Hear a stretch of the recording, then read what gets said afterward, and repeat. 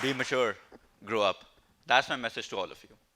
See, in 2017, I came back to Pakistan from abroad, and here I joined a private school. Because of the shifting and me skipping a few terms, I was placed into a grade where everyone was older than me. They were about 2 to 3 years older. And this was very difficult for me to adjust to. See, at a time where I was just entering manhood, in contrast to everyone else, they already had a tight grasp of it.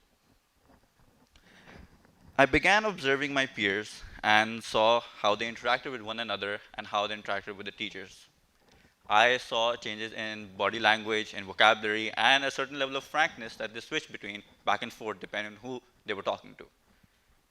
After a couple of years of adjusting to this environment and eventually making some friends, I shifted to another school yet again. In the end of 2019, I came to Acton. And here, everything was the complete opposite. Because this school has a mixed age system, I was now the older one. I was older than 90% of my peers. I once again began observing how my peers behaved and noticed that they behaved the exact same way I did in my previous educational institution. This is very interesting for me to see.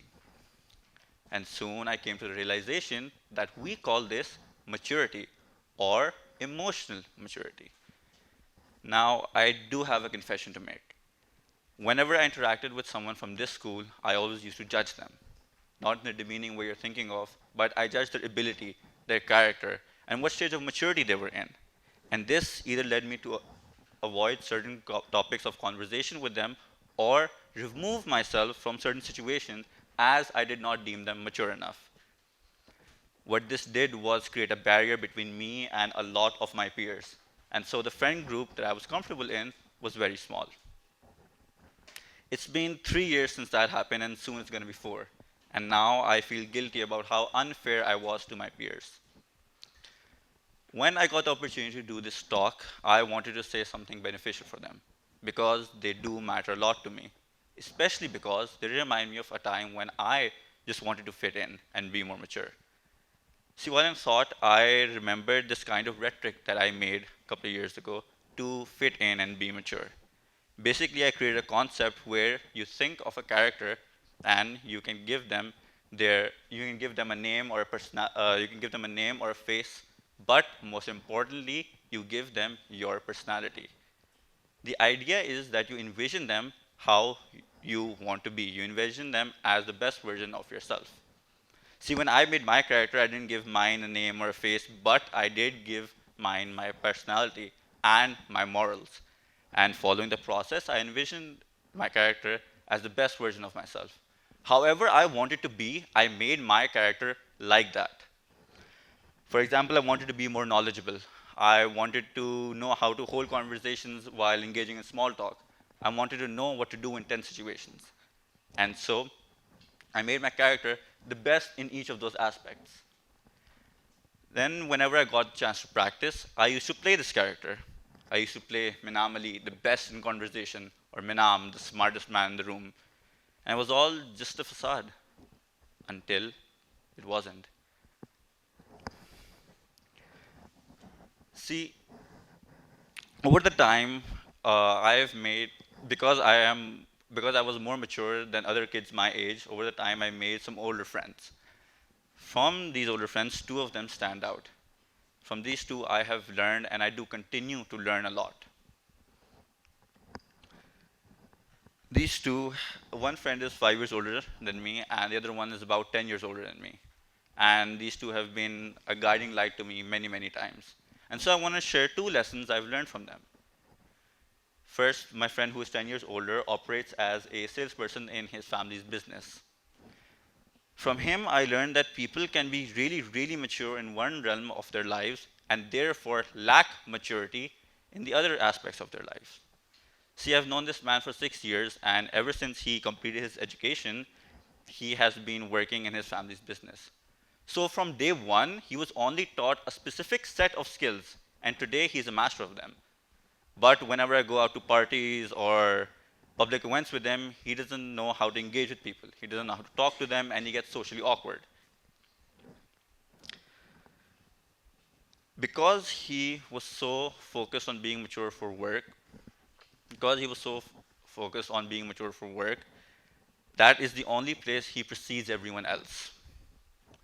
While the rest of the time, he's just like any other socially awkward individual. Over to my friend who is 5 years older than me. From him, I learned that people can be mature and immature at the same time. This is similar to the previous lesson, but the difference is that lacking maturity and being immature are two separate things.